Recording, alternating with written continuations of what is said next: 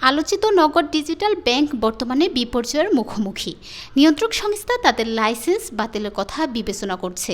অভিযোগ উঠেছে, বিগত সরকারের দুই প্রভাবশালী ব্যক্তির হস্তক্ষেপের কারণে নগদকে লাইসেন্স দেওয়া হয়েছিল।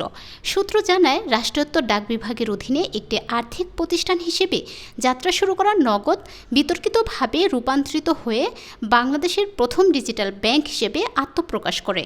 বর্তমানে সেই প্রক্রিয়াটি তদন্তের আওতায় এসেছে। এই বছরের জুনের শুরুতে নগদ দেশের প্রথম পূর্ণাঙ্গ ডিজিটাল ব্যাংক হিসেবে লাইসেন্স পায়।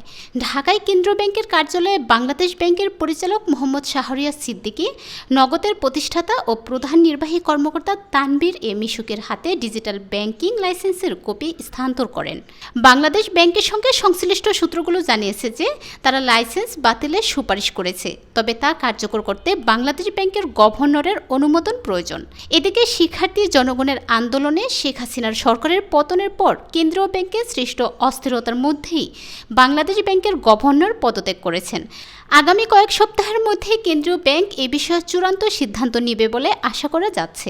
নাম প্রকাশে অনিচ্ছুক একজন জ্যেষ্ঠ ব্যাংকার বলেন, আমরা আশা করছি আগামী গভর্নর লাইসেন্স বাতিলের ঘোষণা দিবেন। তিনি বলেন, তারা লাইসেন্স প্রদানের ক্ষেত্রে সরকারের পক্ষ থেকে দুইজনের হস্তক্ষেপের প্রমাণ পেয়েছেন। তিনি আরও বলেন, একজন মন্ত্রী এবং অন্যজন মন্ত্রী না হলেও অত্যন্ত প্রভাবশালী। বাংলাদেশ ডাক বিভাগের অধীনে একটি মোবাইল আর্থিক সেবা হিসেবে যাত্রা শুরু করা নগদ ডিজিটাল ব্যাংক লাইসেন্স পাওয়ার কয়েক মাস আগে নন ব্যাংক আর্থিক প্রতিষ্ঠানের লাইসেন্স পেয়েছিল। পরে তারা ডিজিটাল ব্যাংকের জন্য আবেদন করবে বলে নন ব্যাংক আর্থিক প্রতিষ্ঠানের লাইসেন্স নিতে অস্বীকৃতি জানায়। বাংলাদেশ ব্যাংকের অভ্যন্তরীণ সূত্রে জানা গেছে, বিগত সরকারের পতনের পরপরই নগদ তদন্তের আওতায় আসে।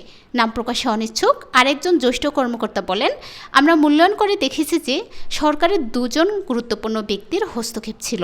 আন্তর্জাতিকভাবে অনুসৃত পদ্ধতি অনুসারে ডিজিটাল ব্যাংকের জন্য লাইসেন্সিং ও নিয়ন্ত্রণমূলক কাঠামো তৈরি করে কেন্দ্রীয় ব্যাংক।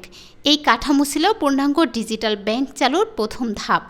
এই ব্যাংকগুলো গ্রাহকদের শাখায় না গিয়েও ডিজিটাল মাধ্যমে সকল ধরনের ব্যাংকিং সেবা প্রদান করবে বলে আশা করা হচ্ছে।